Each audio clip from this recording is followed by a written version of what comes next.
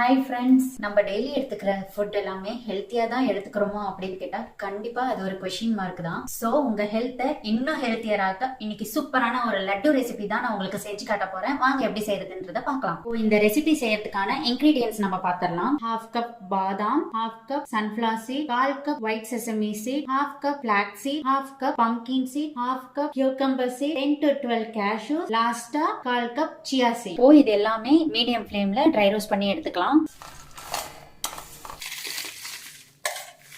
இப்போ ஃபைனலா 2 table spoon நம்ம கீ ஆட் பண்ணி டேட்ஸ் நல்லா ரோஸ்ட் பண்ணி எடுத்துக்கலாம். சப்போஸ் டேட்ஸ் உங்களுக்கு மசிஞ்சிருச்சு அப்படின்னா அப்படியே மசிச்சு எடுத்துக்கோங்க. மசியாத டேட்ஸ் எல்லாமே நீங்க மிக்ஸி ஜார்ல போட்டு கிரைண்ட் பண்ணி எடுத்துக்கோங்க. இதே மாதிரி ஸ்மாஷ் பண்ணி நீங்க எடுத்து வச்சுக்கோங்க.